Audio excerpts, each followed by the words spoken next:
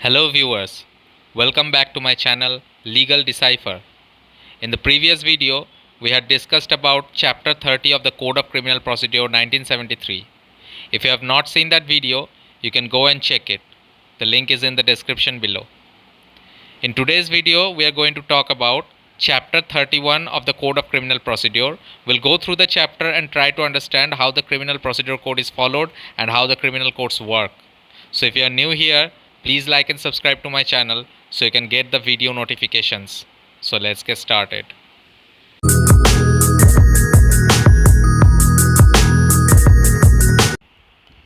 So today we are going to talk about chapter 31, which deals with transfer of criminal cases. So section 406 talks about power of Supreme Court to transfer cases and appeals.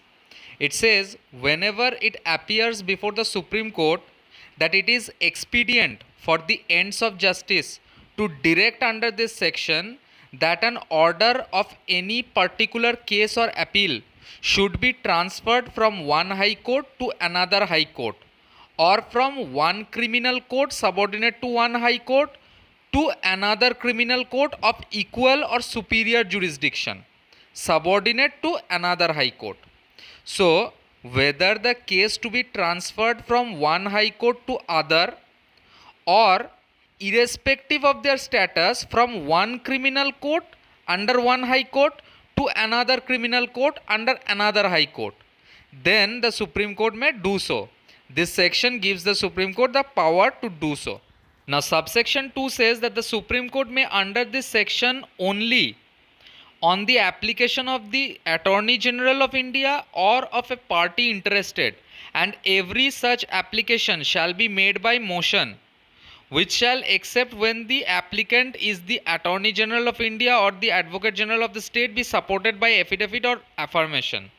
So the Supreme Court will do so only on application of the interested party, which means the Supreme Court will transfer the cases in the manner that is provided in subsection 1 only on the application of the interested party or on the application of the Attorney General of India or Advocate General of any state, and it shall be made by motion, and application shall be supported by affidavit or affirmation only when any interested party seeks to do so. It will not be needed that the application be supported with affidavit or affirmation if it is filed by the Attorney General of India or Advocate General of any state. Only when the interested party seeks that kind of application before the Supreme Court, then only it needs to be supported by an affidavit or affirmation.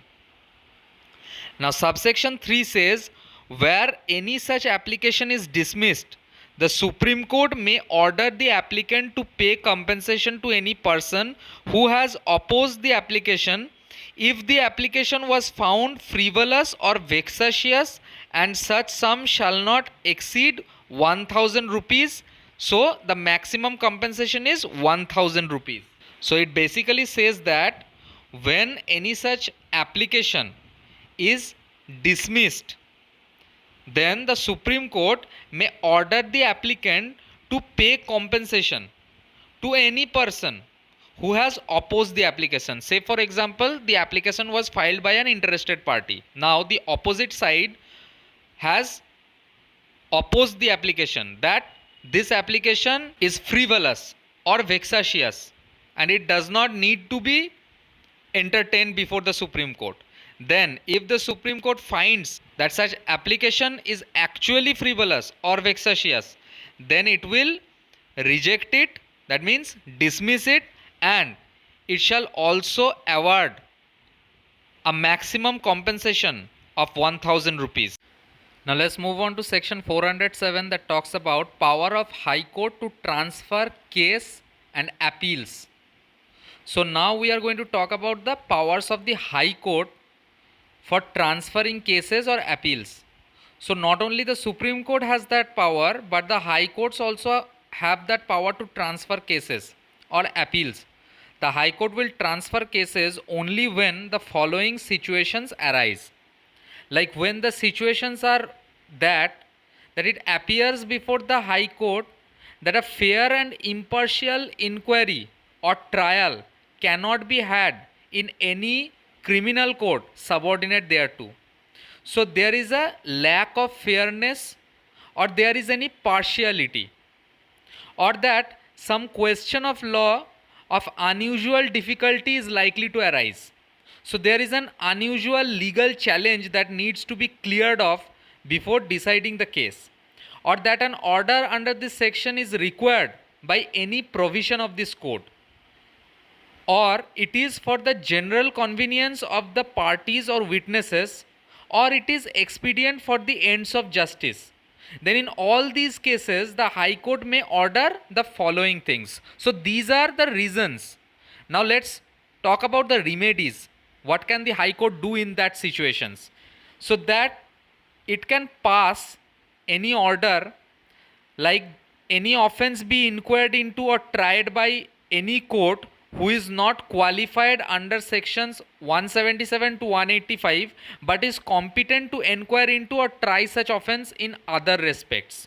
So it can order that such offense be inquired into or tried by any court who is not qualified under the sections of 177 to 185 but is competent to inquire into or try such offense in other respects, or that any particular case or appeal or class of cases or appeals be transferred from a criminal court subordinate to its authority to any other such criminal court of equal or superior jurisdiction. That means such order will transfer that case pending before one court to other court, irrespective of their positional status of those courts. Or it may also order that any particular case be committed for trial to a court of session, or it may also order that any particular case or appeal be transferred to and tried before itself. So the High Court may also take the matter into its own hands or commit it to a court of sessions. So these are the entire powers of the High Courts in the above mentioned conditions. Now subsection 2 says that the High Court may act either on the report of the lower court or on the application of a party interested or suo moto, which means by own. So the High Court may follow the provisions of subsection 1 in three kind of times: either when the report is sent to the High Court from the lower court, that such provision of subsection 1 needs to be exercised, or on the application of a party who is interested to that case, or the High Court may also do so suo moto. That means it may also do it by its own choice. Now provided that no application shall lie to the High Court for transferring a case from one criminal court to another criminal court in the same sessions division, unless an application for such transfer has been made to the sessions judge and rejected by him. So what does the proviso say? It says that if the court where the matter is to be decided and the court where the party who is interested wants the case to be transferred to, so the case is in one court and the party who is applying before the High Court is basically putting an application before the High Court that this case needs to be transferred to another court. So if both that courts where the case is already tried and where the interested party wants that case to be transferred to, so if both of those courts fall under the same sessions division, then an application to do so, that means to transfer that case from one court to another, must be done. So that application must be filed before such sessions court under whose jurisdiction both of those courts are situated. And if it is rejected by such sessions court, then only the same application can be filed before the High Court, not before that. So the first place to put such application is the sessions court if both those courts are situated in the same jurisdiction. Now subsection 3 says that every application for an order under subsection 1 shall be made by motion, which shall, except where the applicant is the Advocate General of the state, be supported by affidavit or affirmation. Now we have already gone through this in the previous sections, we have understood that whenever such applications are made on the behalf of Advocate General of the state, then it does not need to be supported by affidavit or affirmation. But when the applicant is any other person who is interested, then it shall be supported by an affidavit or affirmation. Now subsection 4 says when such application is made by an accused person, the High Court may direct him to execute a bond with or without sureties for the payment of any compensation which the High Court may award under subsection 7. So under subsection 7 the High Court may award a compensation for that, and that needs to be paid by the person who is making such application, if such person is an accused person.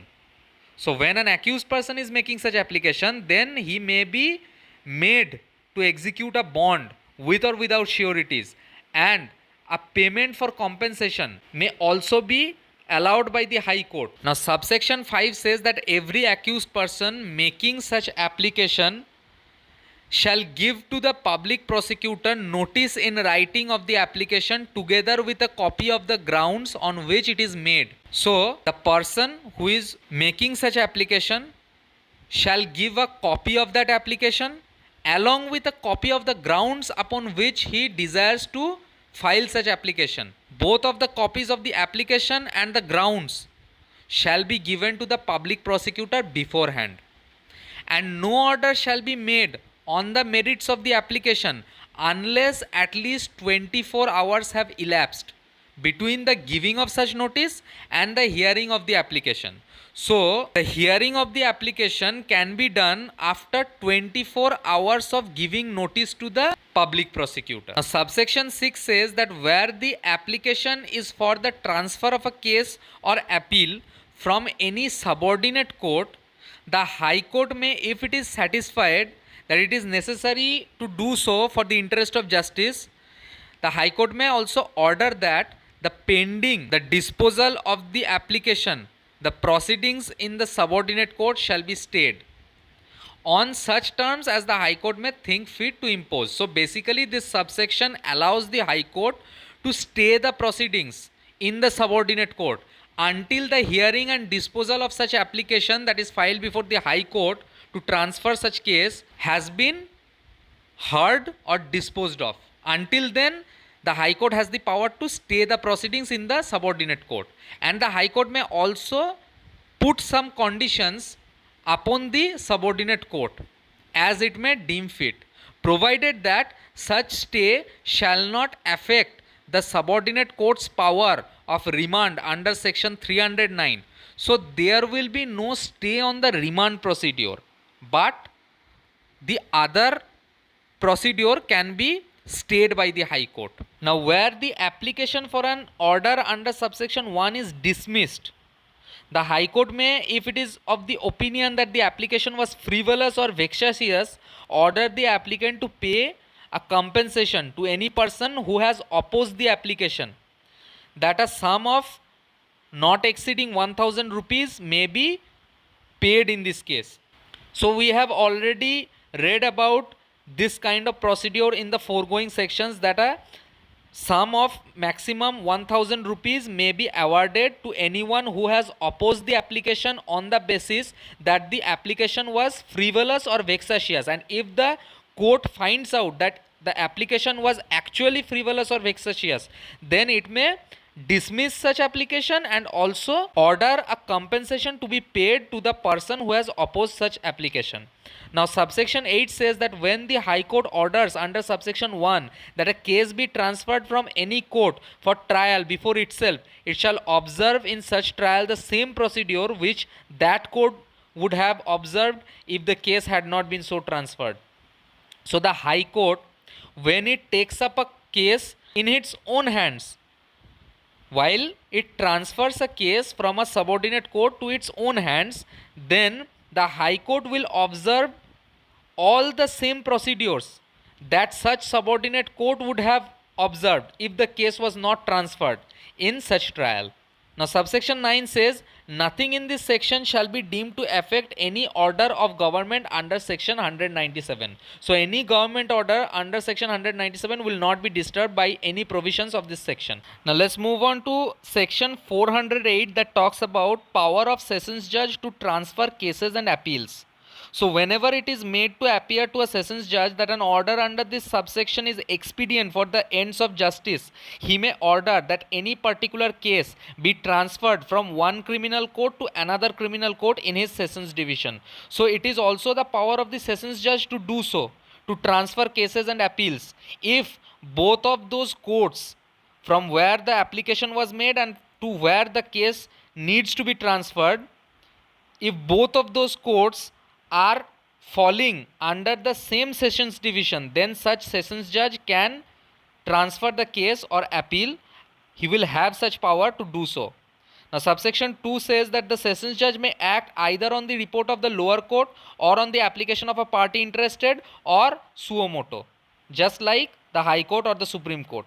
Now the provisions of subsection 3, 4, 5, 6, 7 and 9 of section 407 shall apply in relation to any application that is made before the sessions judge, and order under subsection 1 as they apply in relation to any application before the High Court, except that subsection 7 of the section shall so apply if for the words 1000 rupees occurring therein, the words 250 rupees to be substituted. So while the power of the High Court was to award a compensation of 1000 rupees maximum under subsection 7, the sessions judge, however, will not have the power to award a compensation of a maximum of 1000 rupees. The maximum amount that the sessions judge can award under subsection 7 would be 250 rupees. That will be deemed to be substituted. Now section 409 talks about withdrawal of cases and appeals by sessions judge. So a sessions judge may withdraw any case or appeal from or recall any case or appeal which he has made over to any assistant sessions judge or chief judicial magistrate subordinate to him. So say for example, a case arises where the sessions judge has transferred any case before a assistant sessions judge or a chief judicial magistrate who is subordinate to him, then he may withdraw such case or appeal or recall any such case or appeal that he has so made over to the assistant sessions judge or chief judicial magistrate who is subordinate to him. Now subsection 2 says that at any time before the trial of the case or the hearing of the appeal has commenced before the additional sessions judge, a sessions judge may recall any case or appeal which he has made over to the additional sessions judge. So basically what subsection 2 says is that the power of the sessions judge to recall or withdraw any case from the additional sessions judge to himself will be applicable only until the trial has been commenced or the hearing has commenced. So once the trial of the case or the hearing of the appeal has commenced, then the sessions judge cannot recall such case from the additional sessions judge. Now subsection 3 says that where a sessions judge withdraws or recalls case or appeal under subsection 1 or subsection 2, he may either try the case in his own or hear the appeal himself or make it over in accordance with the provisions of this code to another court for trial or hearing, as the case may be. So he may either deal with it himself or he may transfer it to another court who is subordinate to him. Now let's move on to section 410 that talks about withdrawal of cases by judicial magistrate. So any chief judicial magistrate may withdraw any case from or recall any case which he has made over to any magistrate subordinate to him. So these powers of withdrawing or recalling, they are vested on all of these courts to a certain extent. As we can see, chief judicial magistrate also has this power to exercise upon any magistrate who is subordinate to him, and the chief judicial magistrate may inquire into or try such case himself or refer it for inquiry or trial before any other magistrate competent to inquire into or try the same. So the chief judicial magistrate also has this power. He can also withdraw or recall any case that is pending before any magistrate and either try it himself or give it to another magistrate to try or deal with it who has the power to do so. Now, any judicial magistrate may recall any case made over by him under subsection 2 of section 192 to any other magistrate as may inquire into or try such case himself. Now, section 411 talks about making over or withdrawal of cases by executive magistrates. So, any district magistrate or subdivisional magistrate may make over for disposal any proceedings which has been started before him to any magistrate subordinate to him, withdraw any case from or recall any case which he has made over to any magistrate subordinate to him, and dispose of such proceeding himself or refer it to for disposal to any other magistrate. So the executive magistrates are also empowered under section 411 to make over or withdraw cases to a court that is subordinate to him. Now section 412, that is the last section of this chapter, talks about reasons to be recorded. It says that a sessions judge or magistrate making an order under section 408, 409, 410 or 411 shall record his reasons for making it. So that's all in this video. If you like my videos, then don't forget to smash the like button and subscribe to my channel. Thank you so much for watching this video.